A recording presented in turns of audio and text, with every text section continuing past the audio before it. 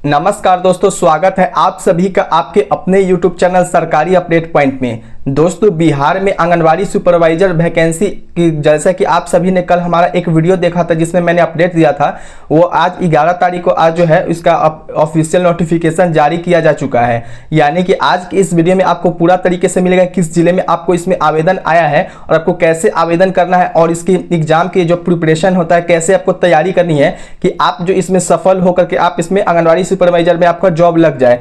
तो दोस्तों, इन सभी सवालों का जवाब आपको मिलेगा, जैसे कि इस फॉर्म में एलिजिबल कौन कौन है, आपको कैसे अप्लाई करनी है और इसका एग्जाम का स्ट्रेटजी क्या रहने वाली है और आपको कौन कौन से इसमें डॉक्यूमेंट्स लगाने हैं ताकि आपका फॉर्म रिजेक्ट ना हो और आप इसमें डॉक्यूमेंट वेरिफिकेशन के टाइम आपको इसमें छाटा ना जाए। तो आप सभी इस वीडियो में जुड़ करके आप देखते रहिए। दोस्तों, अगर आप 10वीं 12वीं या ग्रेजुएशन पास है तभी आप इसमें फॉर्म अप्लाई कर सकते हैं, जो कि इसका मिनिमम जो क्वालिफिकेशन रखा गया केवल 10वीं पास रखा गया। अगर आप सिर्फ 10वीं पास है तो आप इसमें अप्लाई कर सकते हैं। तो दोस्तों, इस वीडियो को पूरा कंप्लीटली देखिएगा। तो चलिए इस वीडियो को स्टार्ट करते हैं बिना किसी टाइम को गवाए हुए। दोस्तों, जैसा कि आप सभी लोग स्क्रीन पे देख रहे होंगे, बिहार आंगनवाड़ी सुपरवाइजर वैकेंसी 2025 का अपडेट आ चुका है। अगर बात करते हैं तो इसकी जो समेकित बाल विकास सेवाएं हैं वो ICDS के अंतर्गत आते हैं, जिसमें अगर बात करें किस जिले में आई है तो यह सहरसा जिले में आई है। दोस्तों, अभी सिर्फ सहरसा जिला में आया है, जैसे ही किसी और जिला में आता है तो मैं आपको इसी चैनल पे अपडेट दे दूंगा। तो आप सभी लोग आप इसमें वीडियो में बने रहिए। अगर बात करते हैं तो इसका टाइप ऑफ आर्टिकल की, तो ये स्टेट का जॉब है, यानी कि बिहार के लोग ही केवल इसमें अप्लाई कर सकते हैं।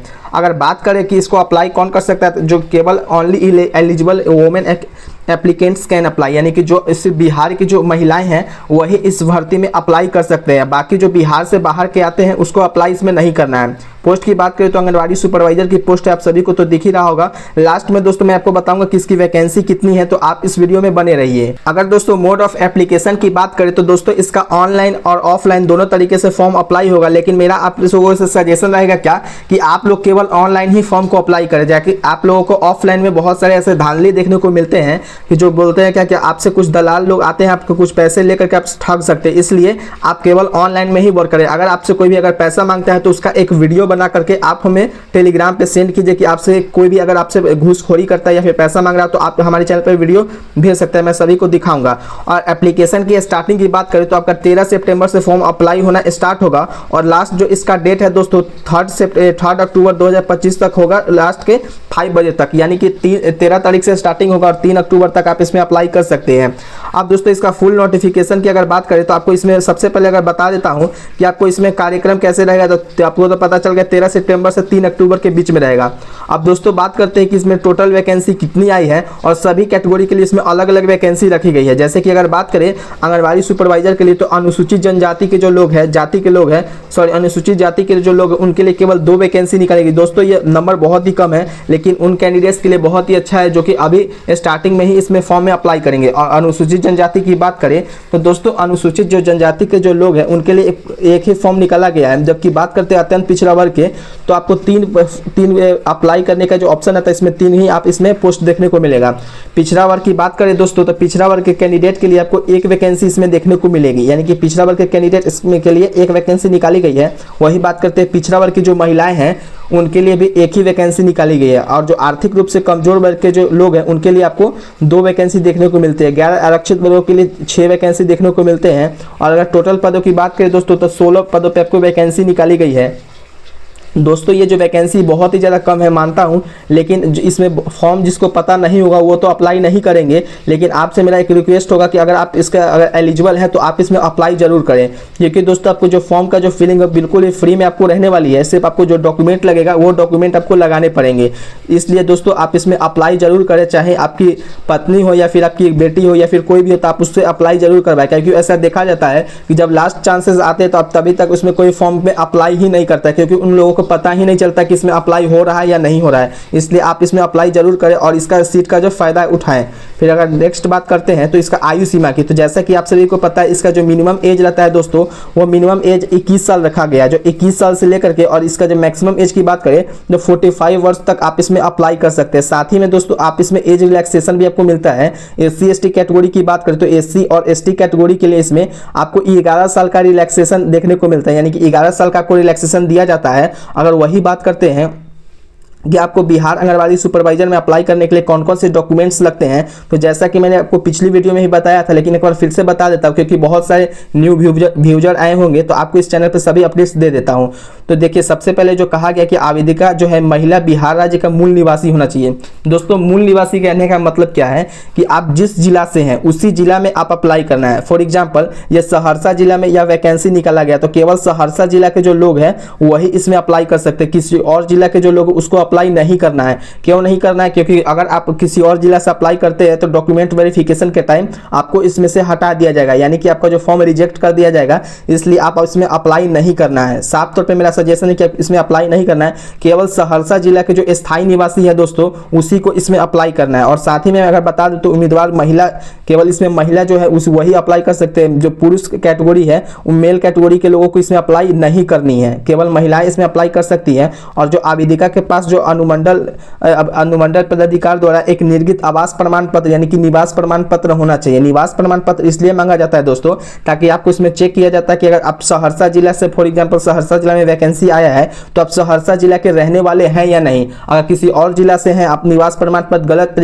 तरीके से बनवाते हैं, तो आपको डॉक्यूमेंट वेरिफिकेशन तो ऑफलाइन तरीके से होती है। जैसे ही ऑफलाइन तरीके से हो गया, आपको घर पे आएगा चेकिंग करने के लिए, तो आपको पता चल जाएगा, तो आपको हटा दिया जाएगा। इसलिए आप निवास प्रमाण पत्र जो भी डॉक्यूमेंट्स लगे सभी के सभी सही आप इसमें बनवाना है।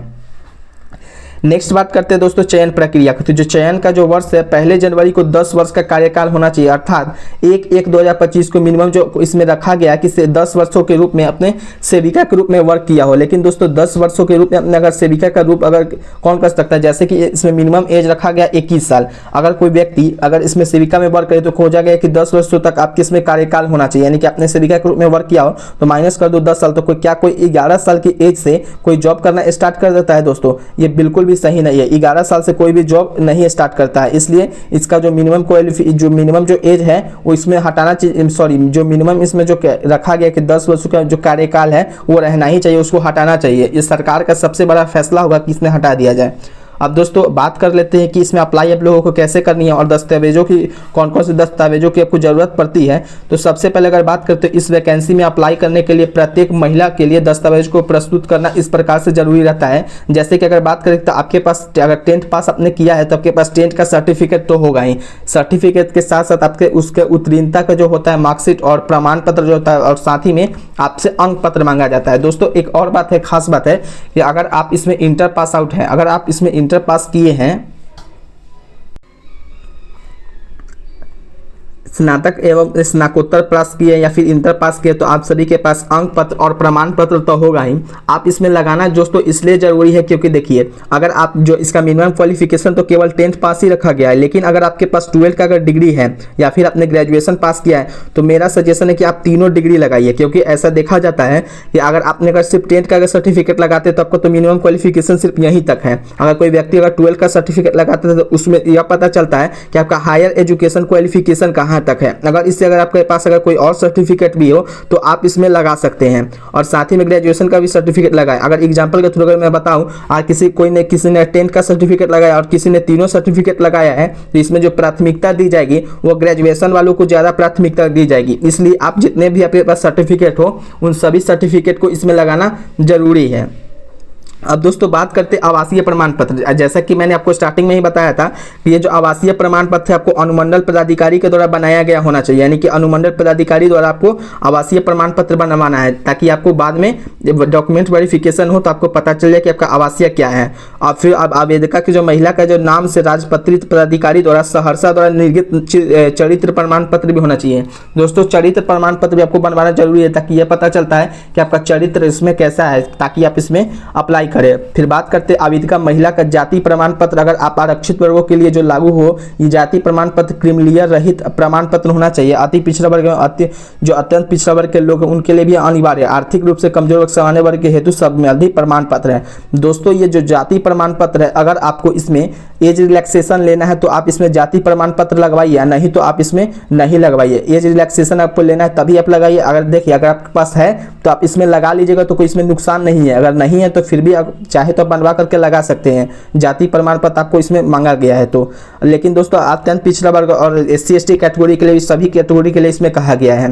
और अगर बात करें तो उम्मीदवारों को जो महिला का अनुभव प्रमाण पत्र अभ्यर्थियों को संबंधित बाल विकास परियोजना पदाधिकारी द्वारा निर्गत कार्य अनुभव प्रमाण पत्र से संलग्न होना चाहिए, जिसमें यह स्पष्ट रूप से अंकित होना चाहिए कि अभ्यर्थी द्वारा कितने वर्षों तक सेविका के पद पर कार्य किया गया है। दोस्तों एक बात आपको और बता देता हूं कि अगर इसमें अनुभव आपके पास नहीं है तो भी आप इसमें अप्लाई कीजिए।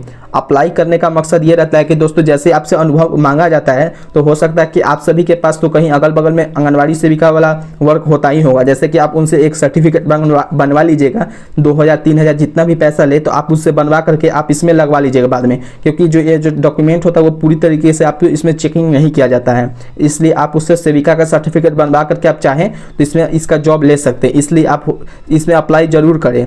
अब बात करते हैं जिन आंगनवाड़ी सेविका को राष्ट्रीय पुरस्कार, राज्य पुरस्कार प्राप्त हुआ है तो उनसे भी संबंधित प्रमाण पत्र आपको इसमें लगाना है।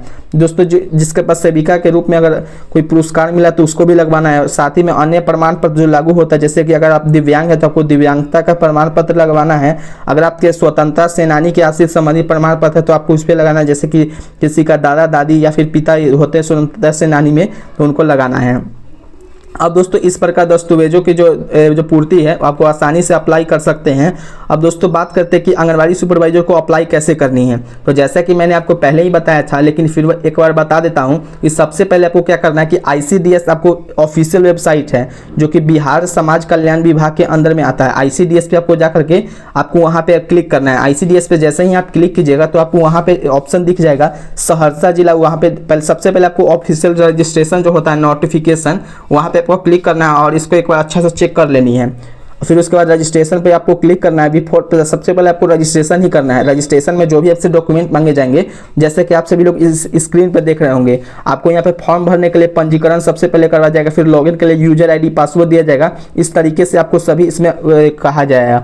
फिर कहा गया कि दिशानुसार केवल योग्य उम्मीदवार के लिए ही फॉर्म भरना चाहिए। लेकिन दोस्तों मेरा जैसे मैंने आपको जो बताया स्टार्टिंग वाला में, बीच में जो आपको बताया स्टार्टिंग में या फिर बीच में, वो उसको आपको ध्यान में रख करके आपको फॉर्म अप्लाई करनी है ताकि आपको ज़्यादा दिक्कत ना हो। और आवेदन पत्र भरने के बाद आवेदन को जो ड्राफ्ट के रूप में सहेजने के लिए सबमिट बटन पे क्लिक करना होगा। जैसे कि आप सभी लोगों को पता होगा दोस्तों कि सबसे पहले आपको रजिस्ट्रेशन पे आपको क्लिक करने के लिए जो भी आपसे डॉक्यूमेंट्स मांगे जाएंगे या फिर आपसे जो भी पता मांगे जाएंगे उसको आपको भर देना है। उसके बाद आपको फॉर्म का यहाँ पे फिलअप करने के लिए आपसे एक पेज खुलेगा जिसमें सबसे पहले विज्ञापन का संख्या लिखना है। आवेदिका का जो पद है जैसे कि सुपरवाइजर का पद है तो आपको इसमें क्लिक करना है। फिर जो आपका नाम होगा वो यहाँ पे क्लिक करना है। जैसे ही आप इसमें हिंदी में नाम लिखेंगे तो ऑटोमेटिक इसमें इंग्लिश में फुलफिल हो जाएगा। फिर आपको दोस्तों जन्म तिथि लिखना है। जन्म तिथि का मतलब होता है कि आपको जो क्लास 10 के आधार पे जो भी आपका डॉक्यूमेंट में होगा वही आपको यहाँ पे डेट ऑफ बर्थ देनी है। साथ ही अगर एज की बात करें तो 21 साल से आपकी तो एज ऊपर होनी चाहिए, तो आप इसमें एज भर दीजिएगा। फिर यूजर जो आपके पास ईमेल ID होगा तो ईमेल ID एक वैध ईमेल ID और मोबाइल नंबर दोस्तों आपके पास होना चाहिए। अगर ईमेल ID नहीं है तो आप ईमेल ID बनवा लीजिएगा, या फिर आप हमसे पूछ सकते हैं कि ईमेल ID कैसे बनवाया जाता है, या फिर आप हमारे इंस्टाग्राम पे मैसेज कर सकते हैं, मैं आपको बना करके दे दूंगा। आप दोस्तों बात करता हूँ कि लिंग के बारे में अगर सिर्फ इसमें महिला के लिए है तो इसमें ऑलरेडी इसमें सेलेक्ट किया गया होगा। फिर अगर बात करते हैं कि यहाँ पे राष्ट्रीय क्या होगा, तो आप इंडियन है तो यहाँ पे पहले से सेलेक्ट होगा, और राज्य बिहार तो सेलेक्ट होगा ही। और देखिए दोस्तों जैसे कि सहरसा जिला में है तो आपको यहाँ पे क्लिक कर देना है सहरसा। फिर आपके पास आधार कार्ड होगा तो आधार का नंबर यहाँ पे डालना है, और फिर उसके बाद यहाँ पे जो कैप्चा कोड दिख रहा है उस नीचे में आपको भर देना है। उसके बाद आपको रजिस्टर पर क्लिक करना है। जैसे आप क्लिक कीजिएगा तो आपको नेक्स्ट पेज खुल जाएगा, आपको यूजर ID और पासवर्ड मिल जाएगी। जैसे आपको यूजर ID और पासवर्ड मिलता है तो उसको आपको जितने भी डॉक्यूमेंट मांगे जाएंगे सभी को स्कैन कर लेनी है। और स्कैन करने के लिए आपको क्या करना है कि जैसे आप स्कैन कीजिएगा तो सबसे अच्छा है आप स्कैन करके उसके बाद डॉक्यूमेंट का जो हार्ड कॉपी होता है उसको ले लेना है। अब दोस्तों बात करते हैं कि ऑफलाइन आप कैसे अप्लाई कर सकते हैं। तो ऑफलाइन अप्लाई करने के लिए सफलतापूर्वक आप ऑनलाइन आवेदन करने के लिए आप जो ऑनलाइन आवेदन करने के बाद आपको अगर ऑफलाइन भी आपको दस्तावेजों को सफ़ेद लिफाफे में अगर भेजना है तो आप भेज सकते हैं। इसके लिए आपको लिफाफे के ऊपर आंगनवाड़ी सेविका से महिला प्रवेशिका पद हेतु आवेदन लिखना होगा। यानी कि आपको एक यहाँ पे आवेदन लिख देना, उसमें आपको जाने के बाद आपको डाक के द्वारा भी आप इसमें जिला प्रोग्राम पदाधिकारी सहरसा विकास भवन में द्वितीय तल पर सहरसा पिन नंबर इतना पे आप जा करके 3 अक्टूबर से लेकर के आपके 3 अक्टूबर तक आप इसमें शाम 5 बजे तक आप इसमें अप्लाई कर सकते हो। दोस्तों जैसा कि मैंने आपको बताया कि आपको ऑनलाइन ही फॉर्म अप्लाई करने हैं, ऑफलाइन अप्लाई नहीं करनी है। ऑफलाइन अगर आप अप्लाई करते हैं तो हो सकता है कि कुछ आपसे इसमें पैसा का डिमांड भी किया जा सकता है। अब इस प्रकार से आपको सब कुछ समझ में आ गया होगा कि सुपरवाइजर वैकेंसी के लिए कैसे अप्लाई करनी है। दोस्तों जो इसका ऑफिशियल जो लिंक है वो मैं आपको डिस्क्रिप्शन में दे दूंगा, तो अगर आप ऑफिशियल लिंक को अगर ज्वाइन करना चाहते हो तो आप कर लीजिए। और आपसे जो अगर कोई भी अगर लगता है कि आपसे कुछ पूछना चाहते हैं तो आप हमसे पूछ भी सकते हैं। दोस्तों उम्मीद है कि आप सभी को यह वीडियो पसंद आया होगा और आप सभी को मन में अगर कोई भी अगर डाउट आता है तो आप हमको कमेंट करके आप पूछ सकते हैं कि आपको क्या डाउट है। दोस्तों अगर आप चाहते हैं कि मैं इसका स्टडी प्लान बनाऊं और इसका सिलेबस भी आप सभी को PDF के माध्यम से इस एक और वीडियो बनाऊं, तो आप सभी हम लोगों को कमेंट करके बताइए कि मुझे इसका सिलेबस जानना है और इसका एग्जाम की तैयारी कैसे करते हैं, ताकि मैं आपको नेक्स्ट वीडियो में इसका पूरा जो डिटेल होता है मैं आपको बता दूंगा।